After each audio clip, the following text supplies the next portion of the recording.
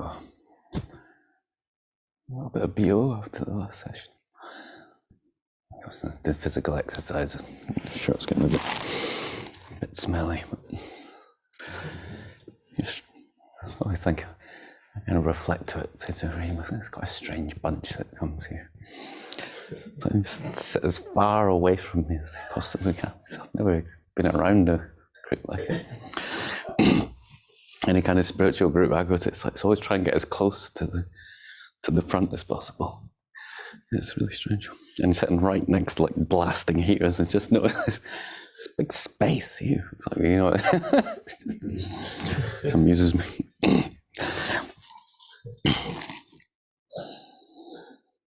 Okay.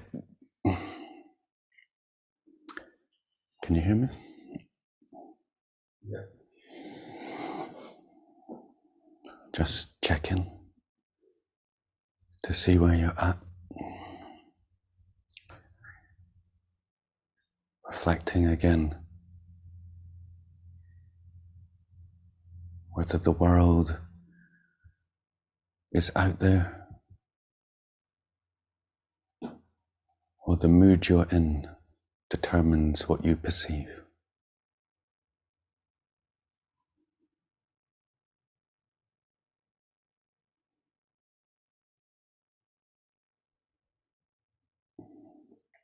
And just allow yourself to be.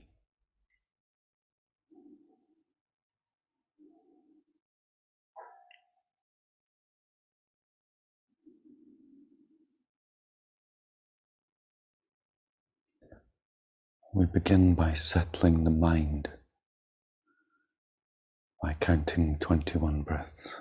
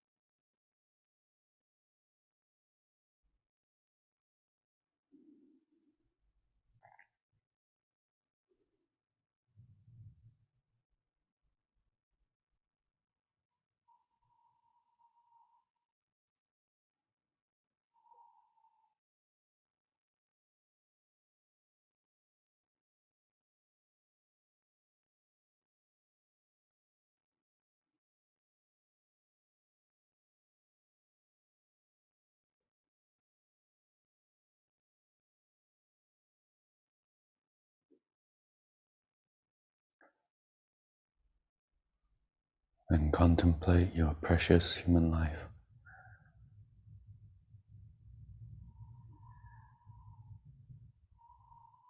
Reflecting on 3 things that you're grateful for,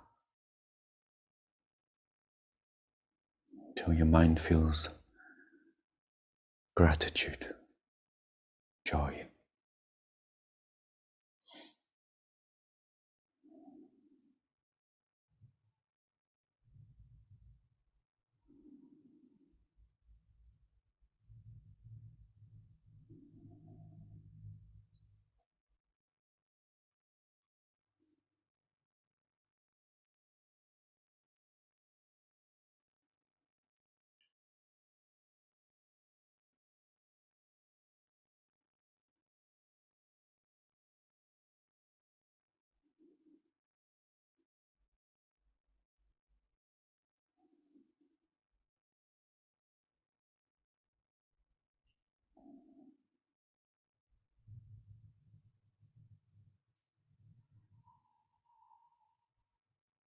We contemplate what impermanence means.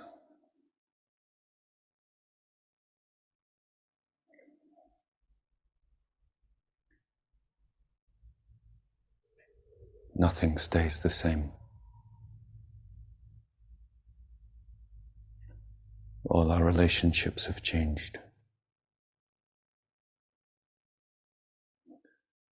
And ultimately, we will die.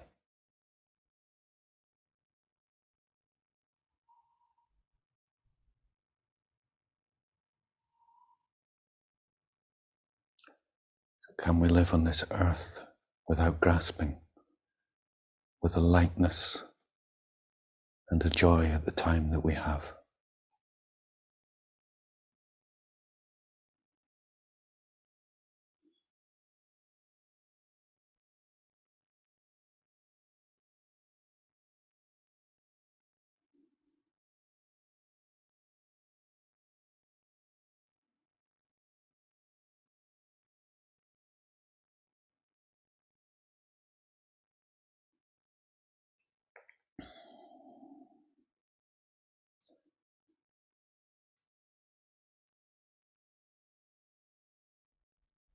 And in a sense of planting seeds in our consciousness when we head into the next life.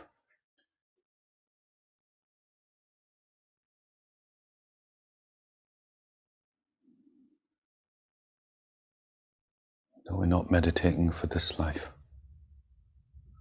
It's so that we can be reborn. And immediately, from the age of 3 or 4, we start our practice of Dharma again.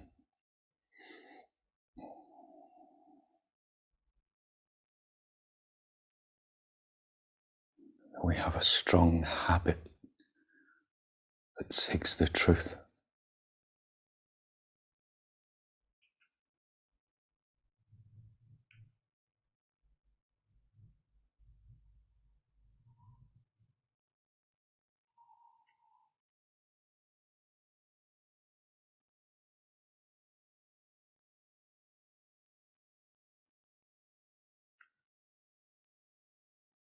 We, with a joyous mind, no longer see objects as things of security, of refuge. We seek freedom by realizing the truth of our own self.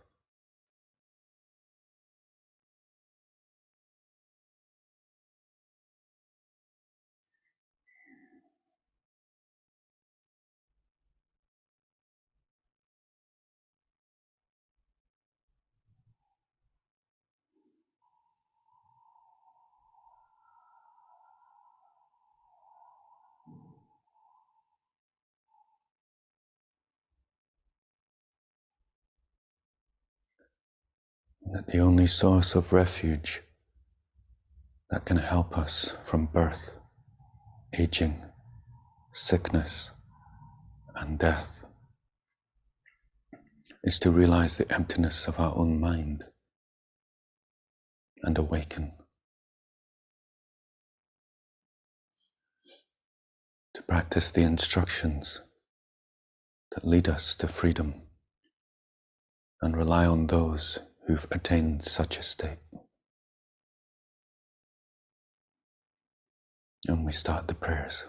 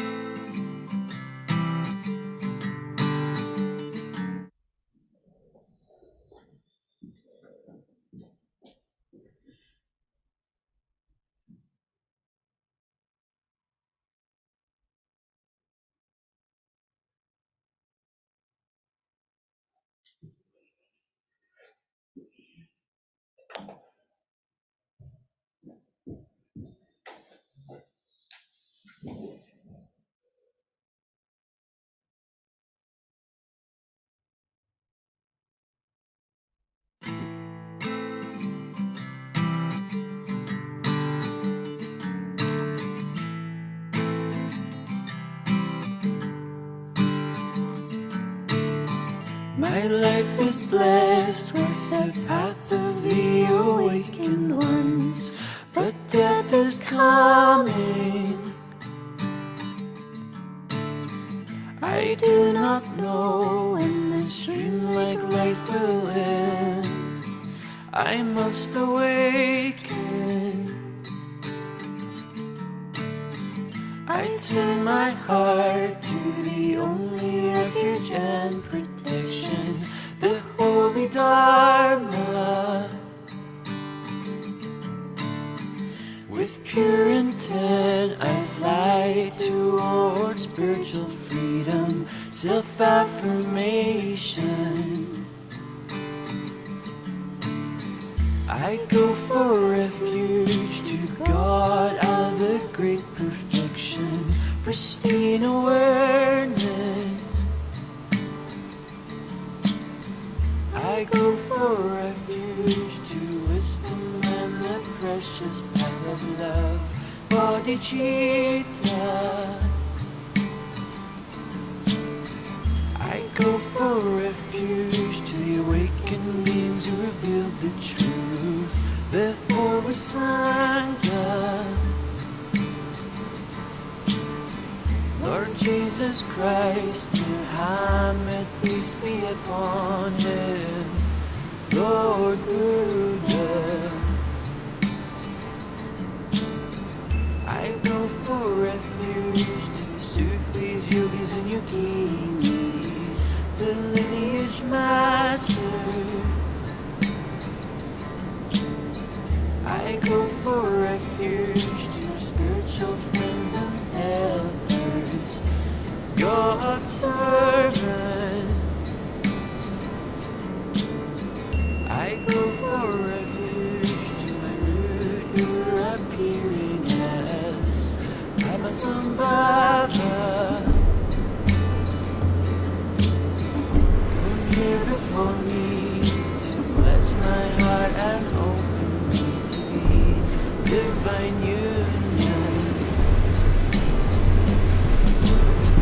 Please bless my heart to have a true intention of bodhicitta. Please bless me with the courage to walk the bodhisattva's path. May I awaken to benefit all living beings. May I awaken to benefit all living beings. May I awaken to benefit all living beings.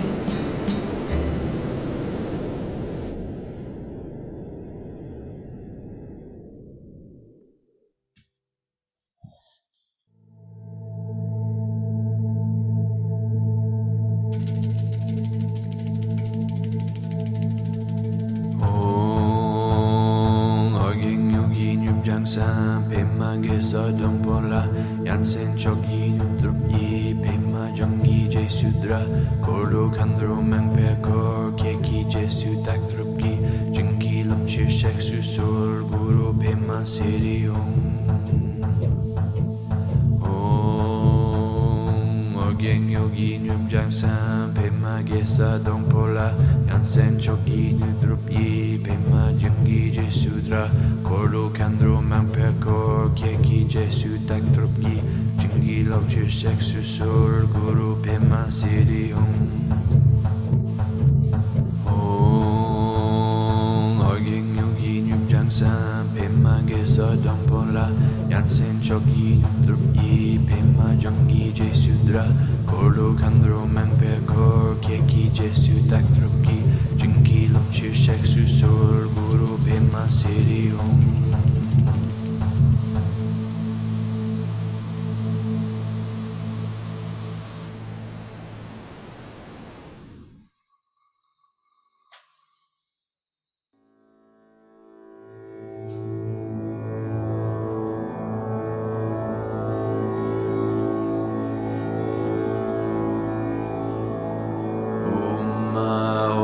Vaja Guru Padma Siddhi Om Vaja Guru Padma Siddhi Om Vaja Vaja Guru Padma Siddhi Om Vaja Guru Padma Siddhi Om Vaja Guru Padma Siddhi Om Vaja Guru Padma Siddhi Om Vaja Guru Padma Siddhi Om Vaja Guru Padma Siddhi Om Vaja Guru Padma Siddhi Om Vaja Guru Padma Siddhi Om Vaja Guru Padma Siddhi Om Vaja Guru Padma Siddhi Om Vaja Guru Padma Siddhi Om Vaja Guru Padma Siddhi Om Vaja Guru Padma Siddhi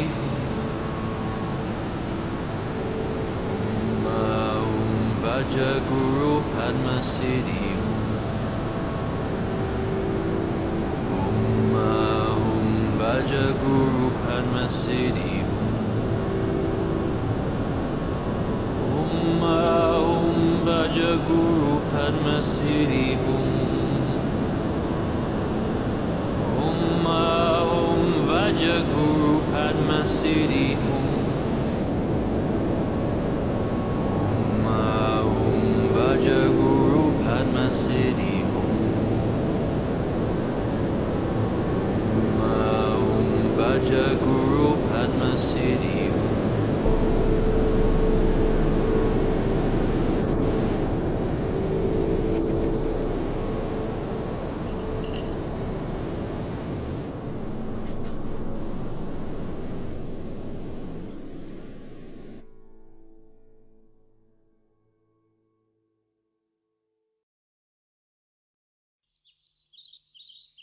Please remove all outer and inner obstacles.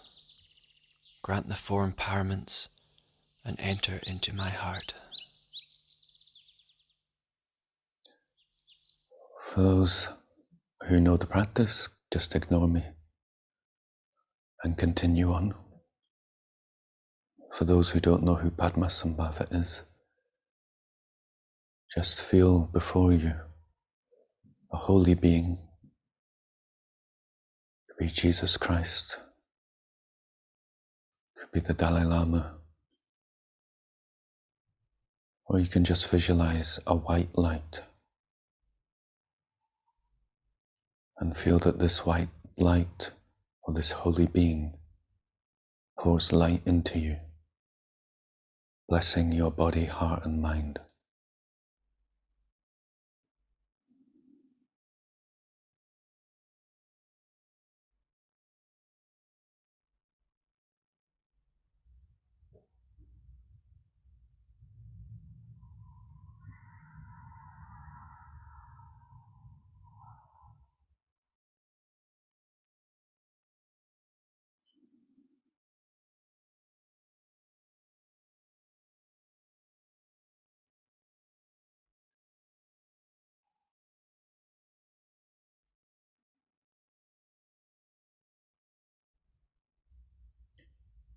And then visualize that this light or this holy being comes to the top of your head.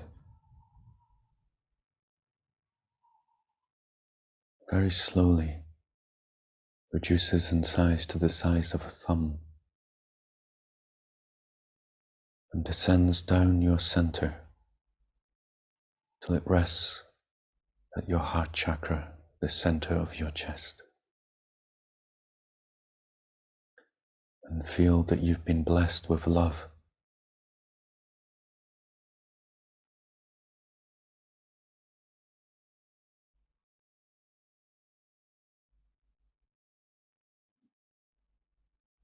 relate to yourself in your deepest truth. You are a pure being.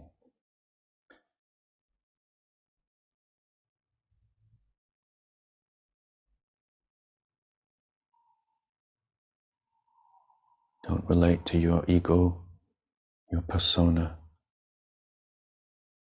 Just relate to yourself as pure presence.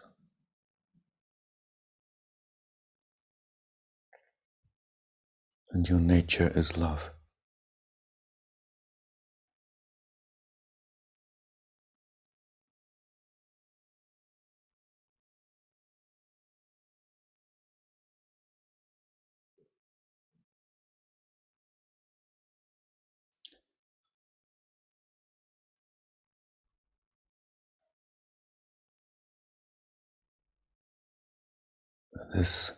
In this state, we want to connect to the source of life. If you're uncomfortable saying the sound Allah, you can internally just say God, God. Or you can just continue with breathing meditation. But if you're comfortable, each time we say it, it's a prayer to what is the ocean of loving mercy,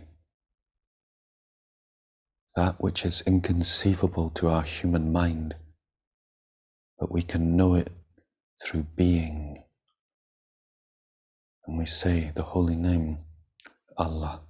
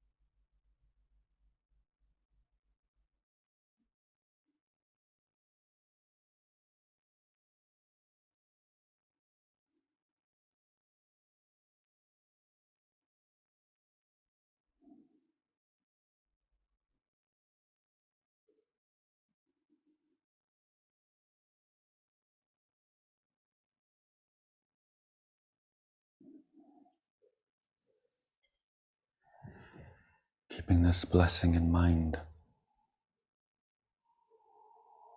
keeping in a state of awareness, can gently move for a minute or so before we sit again.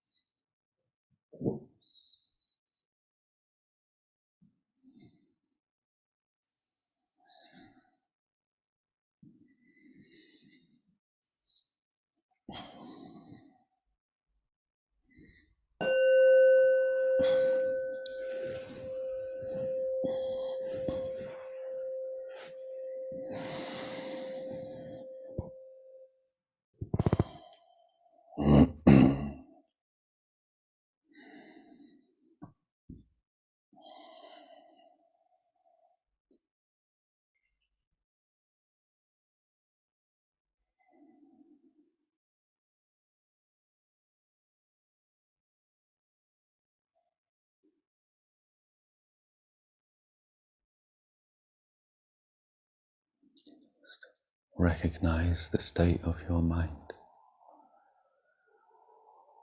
Just be okay with what's arising.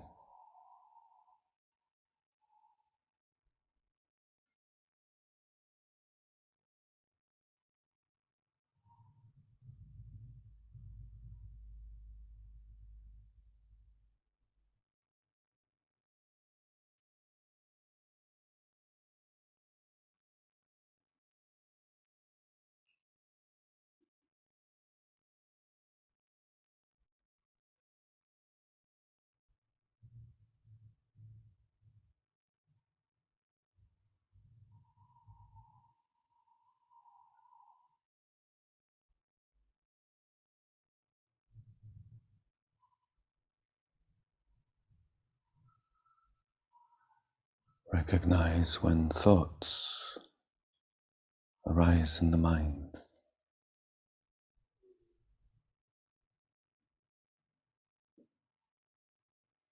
And if we don't attach to them, they just pass away before another thought arises, much like the sound of traffic.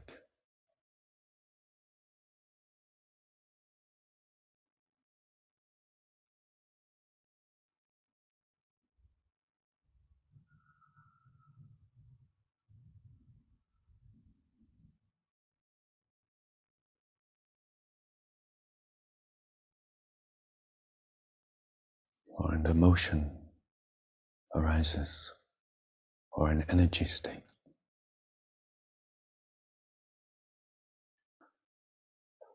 Instead of thinking, I am bored, or I am anxious, or I am grasping,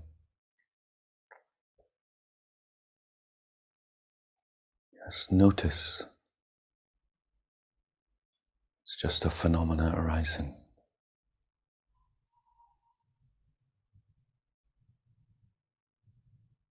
Grasping, grasping,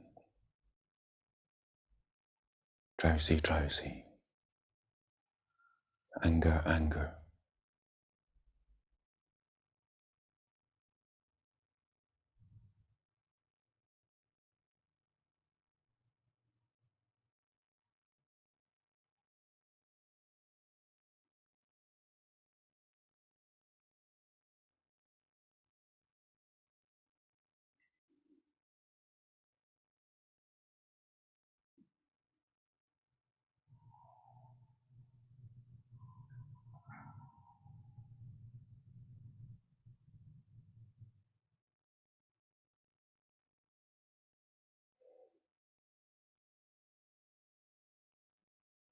To help us Go ahead for a moment and really identify with what's arising the most for you at the moment. As we usually do, all day. Get caught up in your thoughts, or completely identify with an energy state as you or an emotion, and feel what that's like.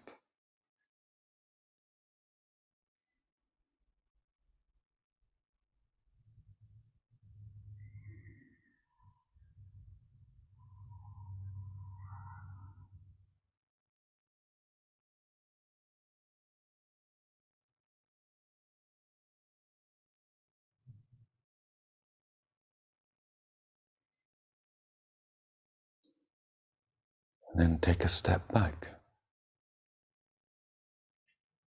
Feel what it's like to just watch it.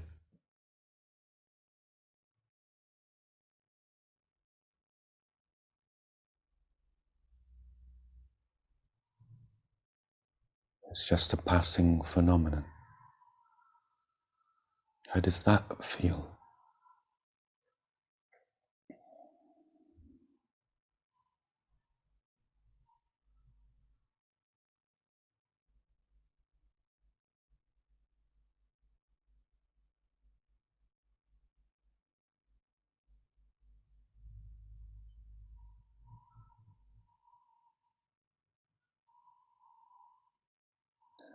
An emotion is there, but you are not an emotion.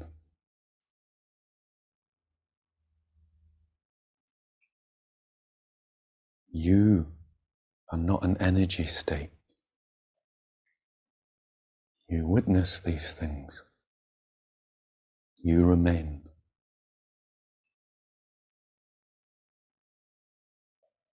How does it feel to rest in that space, observing? Is there a difference?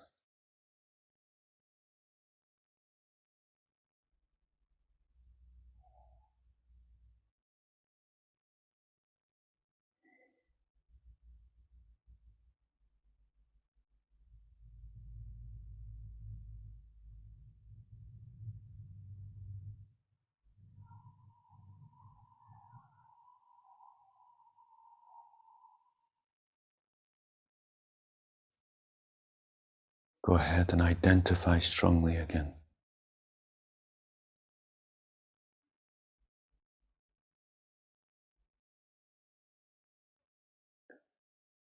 Think what it's like when you're in your car, completely absorbed and believing every thought and emotion that arises.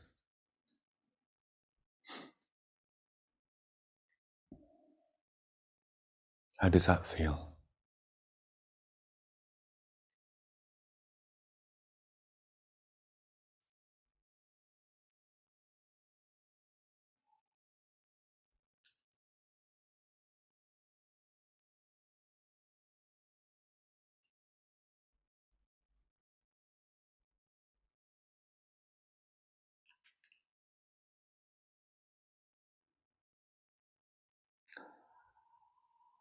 How does it feel and affect your life to be absorbed in jealousy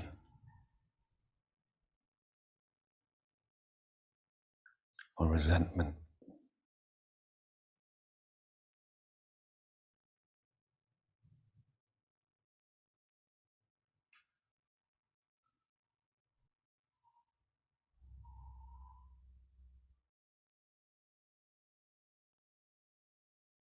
And then step out again.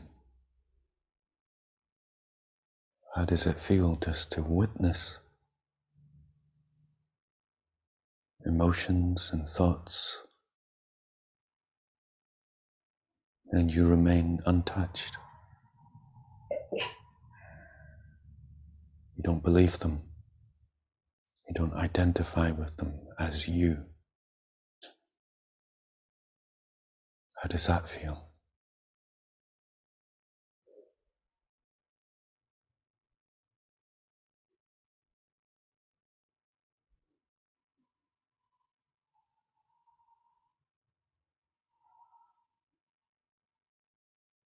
As much as we can, we try to sit still. If you have an uncomfortable body sensation, then you can observe that.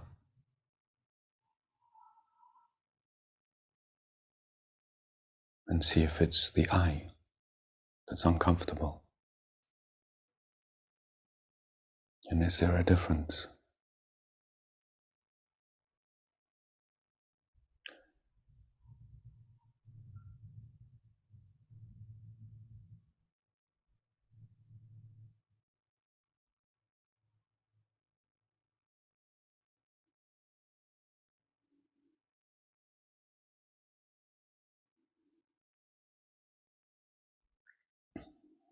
This one that's observing,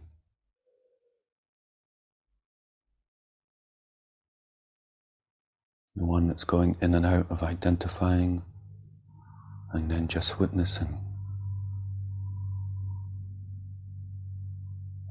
what we call the self. How does it feel to observe that?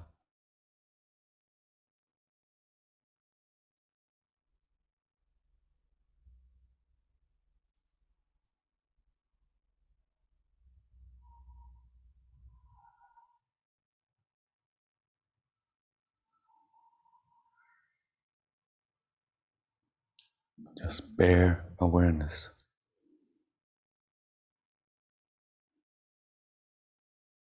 Without any interpreter, any person conceptualizing what's arising.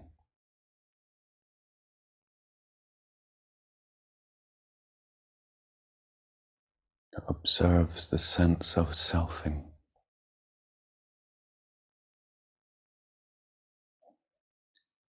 How does that feel?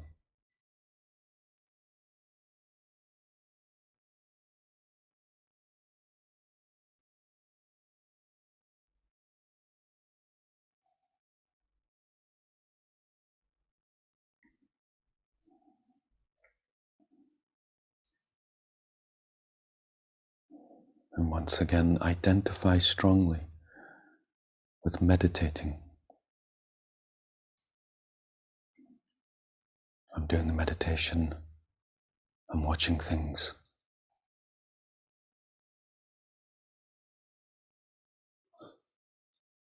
How long have I got? Will I fall out of it? Am I getting it? How does that feel to be in the self again?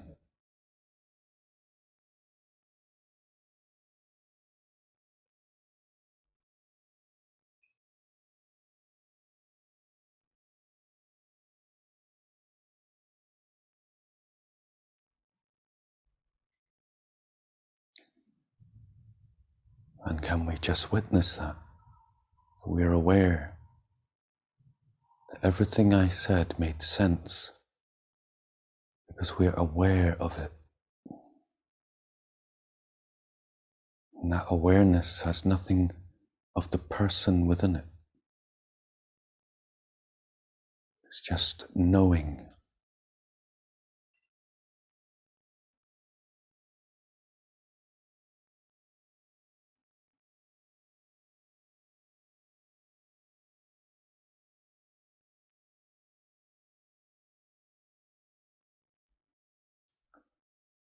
That's just pure awareness. And do we not know that? The awareness knows itself. And what's it like to rest there?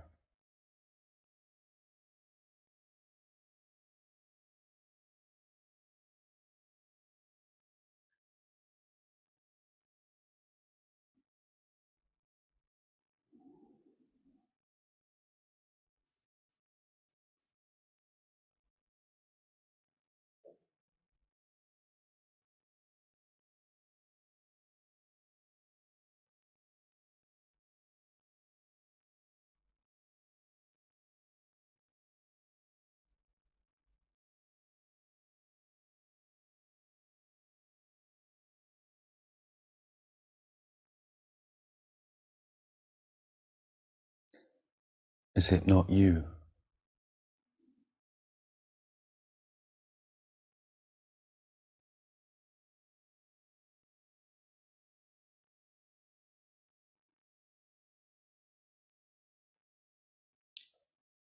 Does this awareness age?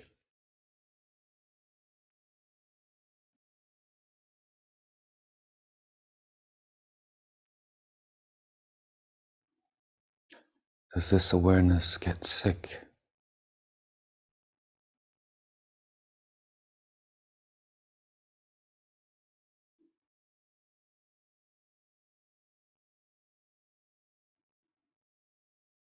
Can this awareness die?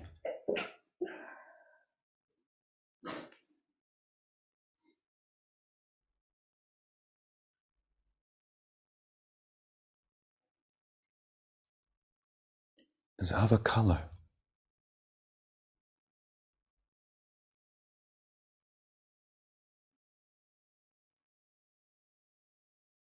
Is it fat?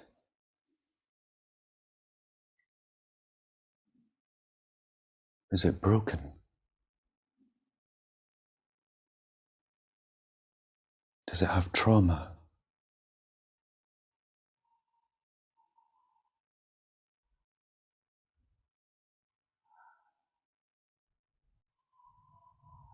Is it visible?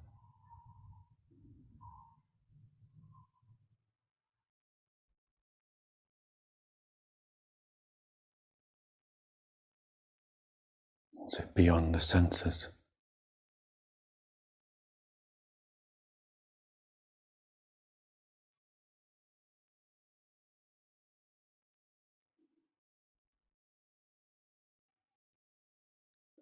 Does everything not arise within it? Or do they arise somewhere else outside of this awareness?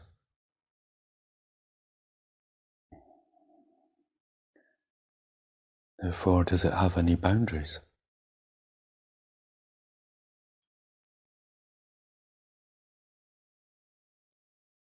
Is it massive? Or is it tiny?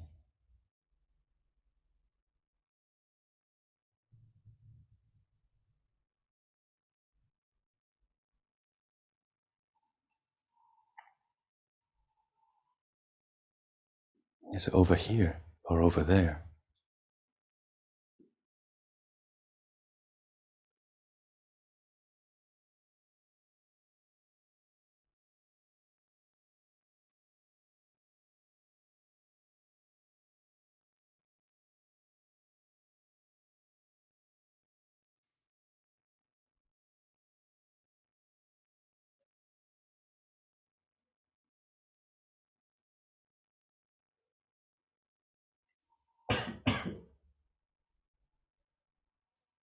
When you try to seek it with the mind, does this awareness observe that seeking?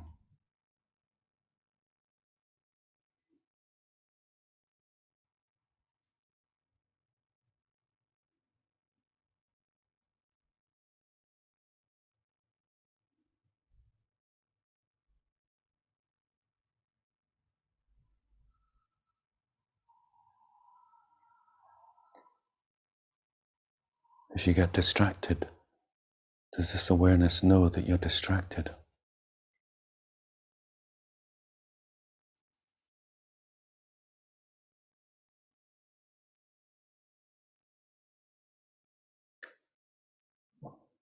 Does it come from anywhere? Does it go anywhere?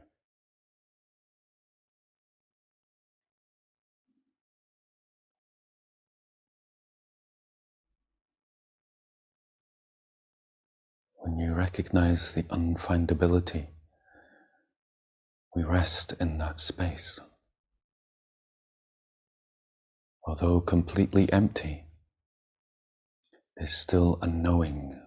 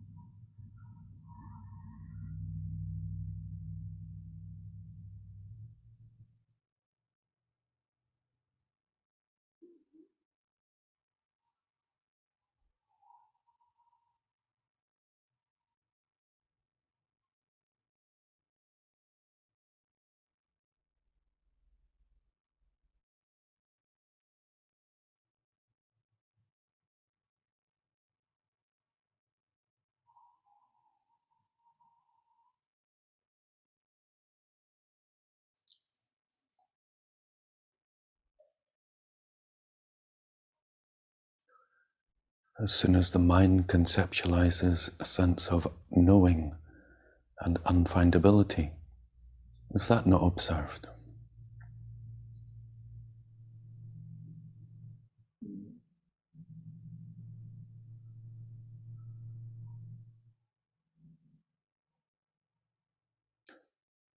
And does it also just pass away within that?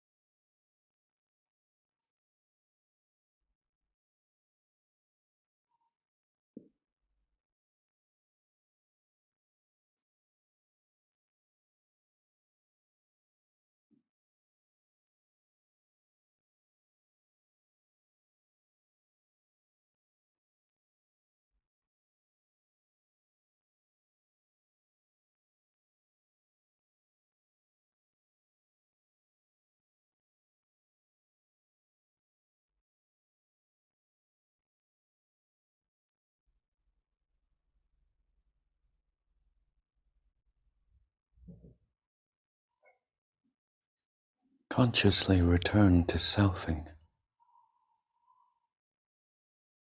but you're still aware of awareness.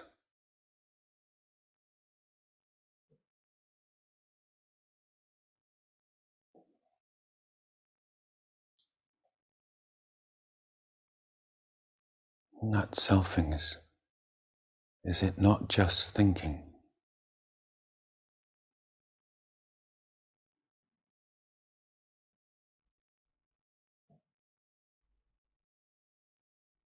Emoting? Are these all not just manifestations of this awareness?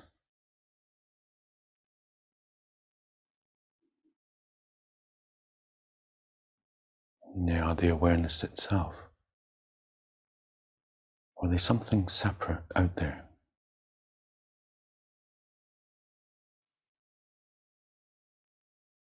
As you return to the senses, is the world out there beyond the senses? Where? And are the senses just not manifestations of this awareness?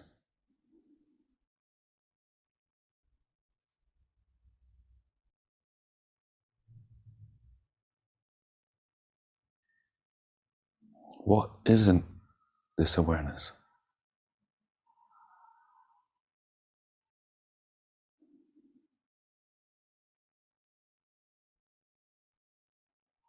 The moon?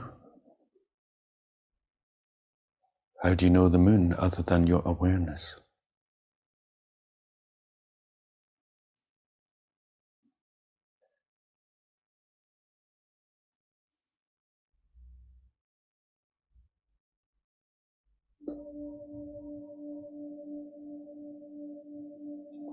As we slowly open our eyes, they're not just colors and shapes appearing to awareness.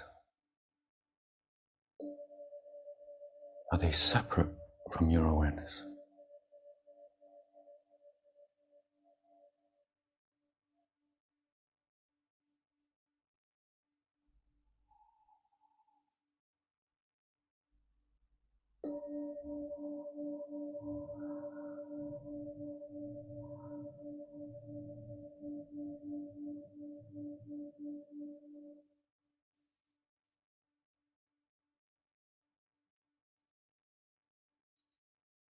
So as you're about to move, try and maintain the sense that you are the Buddha.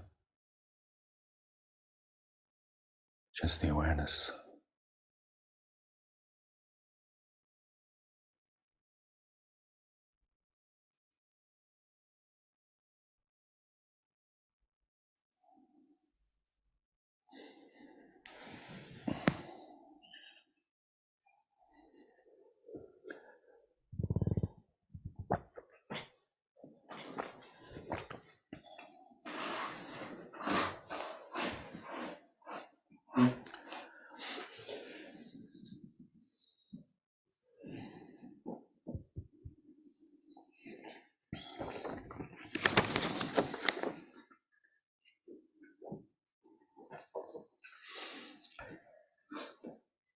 This is what should be done by one who is skilled in goodness and who knows the path of peace.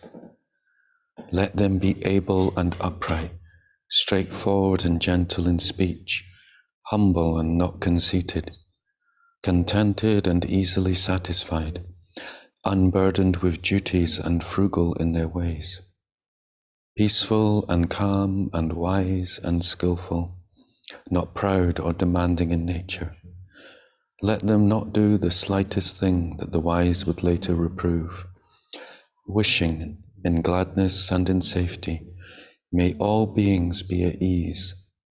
Whatever living beings there may be, whether they are weak or strong, omitting none, the great or the mighty, medium, short or small, the seen and the unseen, those living near and far away, those born and to be born, may all beings be at ease. Let none deceive another or despise any being in any state. Let none through anger or ill will wish harm upon another, even as a mother protects with her life her child, her only child, so with a boundless heart should one cherish all living beings, radiating kindness over the entire world, spreading upwards to the skies and downwards to the depths, outwards and unbounded, freed from hatred and ill will, whether standing or walking, seated or lying down, free from drowsiness, one should sustain this recollection. This is said to be the sublime abiding. By not holding to fixed views, the pure-hearted one, having clarity of vision, being free from all sense desires, awakens from suffering and discovers everlasting peace. May all living beings find peace. May they be safe and at ease. May they find refuge in the oceans of loving mercy. By this merit, may all beings attain freedom from the stormy waves of birth, aging, sickness, and death. May all attain true freedom from samsara. So the more you practice, the more these words actually start to make sense, start to come alive. It's like if you get into that meditation, then it's like when you deceive someone, who are you deceiving? Other than your own reflections of your own mind.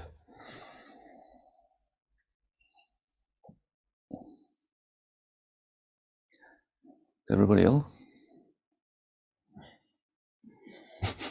Yeah? I think mine is just from the smell of the gas. Ah, okay. So I mean, everyone's still up for dancing? Yeah. Yeah. All right, just checking here. A lot of sneezing, I thought. Starting to feel on the edge of something I might not dance too mental. But, I was reflecting on the newish people here, and it's like it can seem like mystical in this emergent. Everybody's a mystic, and it's like so you can see if you can find anyone in the world who can answer these questions. Why is the universe here?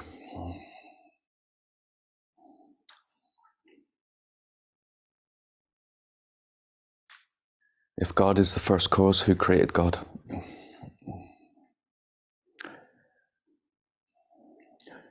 Why do you exist?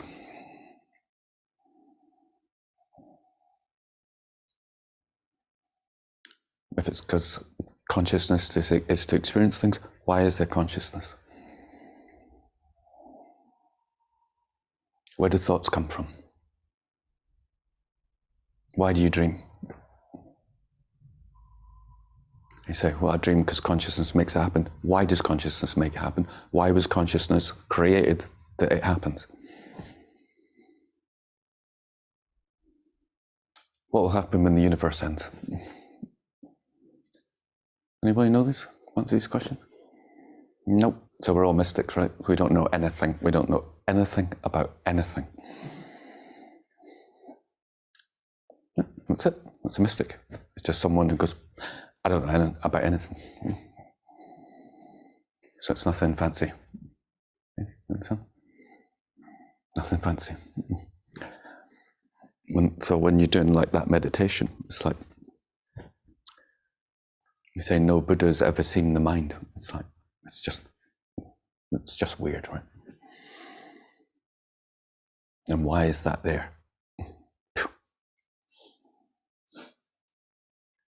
So when we actually like do an inquiry, not actually asking philosophical questions.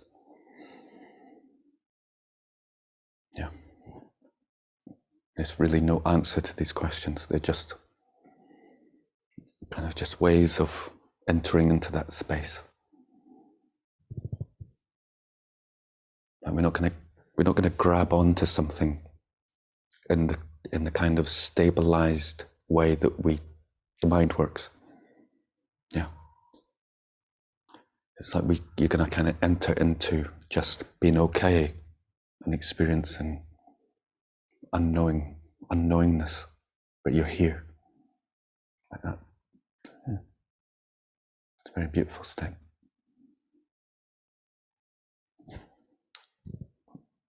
I hope that makes sense. Again, it's not like spirituality is not being in a high state. It's recognizing we're all in the same space. In actual fact, usually the problem is we have our prejudices and biases, and we generally think we're in a superior state. And probably at some point everybody here has looked down on America. I have, Americans. So I've just looked down on 265 million people. Yeah, that's not spiritual. Spiritual is when you realize we're all the same. Yeah, it's important. Of course, if you have lots of prejudices and kind of ideas and stuff, and you come up against somebody who's ordinary, and they see you as equal to them, it can be a weird experience, isn't it? And then we can project that they have been special. That's a kind of weird dance, isn't it? Yeah. So just another way of saying we're just appreciating everyone's uniqueness and the existence, and we're not trying to pigeonhole anything. We're not trying to pigeonhole ourselves. And this is to help us dance.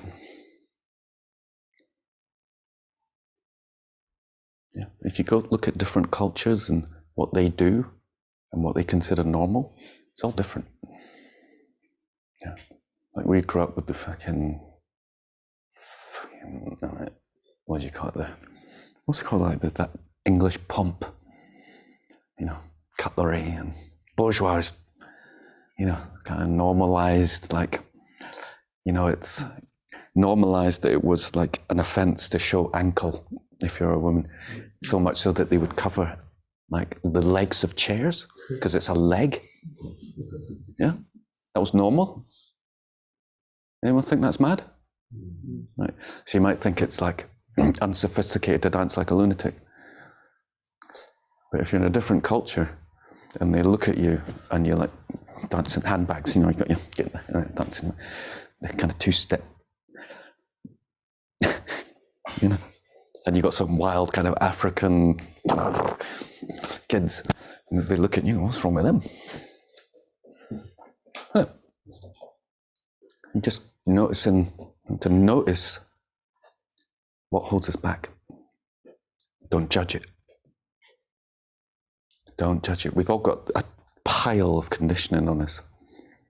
Yeah. Sometimes they're stronger in other places, sometimes they're less.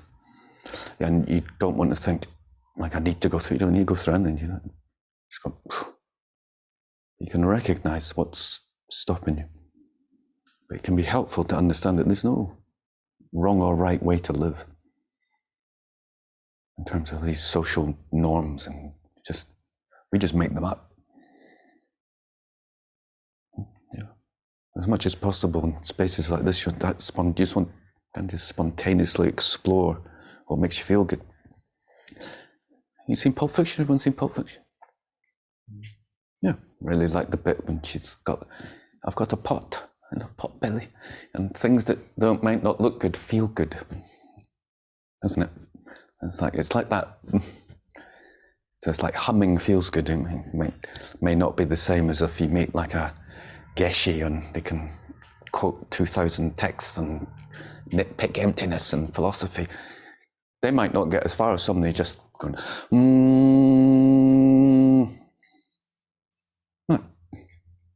No, really? Yeah, and so you want to find out what feels good. And dancing, it's, for most people, can feel good. Maybe not everyone. Not everyone has to be a dancer. And we're not, I'd say as much as you can dance, or at the very least move. Yeah. Does anybody not enjoy walking? Good, I'm sure there's a few people there, but it's just naturally nice to feel and move. I want to associate that enjoyment with God, basically. You know, whatever is enjoyable is like an offering. Maybe first of all to yourself, and then to God. And to just loosen up into what movement you're finding enjoyable. To try and open up. You know, open up your heart.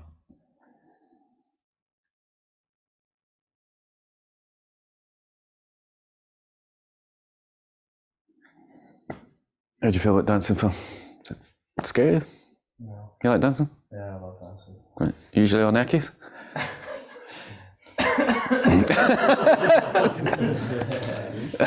Maybe like 6-7 years ago. All right. Yeah. Can you tap into the feeling? Yeah. Yeah. It's great. I mean, normally it's like my lama's like, you know, he's like, you know, take mushrooms, take LSD if you haven't had an experience that kind of break down your beliefs. And I used to think, you know, don't take antidepressant drugs, take E and go dancing with a good group. And you'll go to have an experience of love that can, I know many people, that experience of love just sustained them till they got into the path. And it's like oh, that's available. And that's what it's like, you know, when you meet your spiritual guide, that's the God that you're cheating, cheek poke, you know, so you'll suffer for it later. But the suffering is smaller than the value. Whereas if you take like antidepressants, it's usually just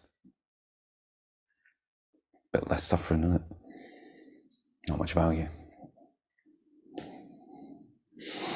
How are you feeling, Zoe? You feeling comfortable? You gonna dance? I'll try. Yeah. Yeah, just hang out, listen to music. So we'll have like 10 minutes, it's like 3 songs just to warm up, and then we'll you send the playlist to whoever's watching if they want to dance. Saturday night? Mhm. No, it's Saturday night. I mean, you're all like hardcore adults. You should be like boozing, taking drugs to 3 o'clock in the morning usually. I've had a lot now. Oh, that's right. Hangovers go from 1 day to 2 days, and then when you do 3 weeks, 2 days. Oh, yeah, no. My 4 days. I was getting hangovers for 4 days, and that's me done. And that's from 1 bottle of beer.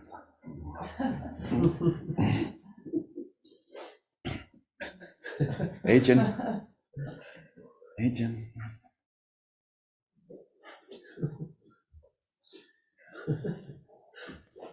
4 days. Yeah. For what would be here? Yeah.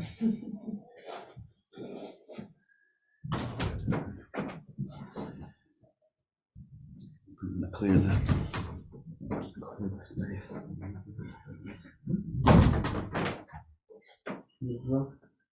Yes, please. Can you bring the laptop here? So you can take the camera away and. Okay. The entrance is excellent. Thanks. I'll be dancing in my living room. Okay, well done. Oh. Okay.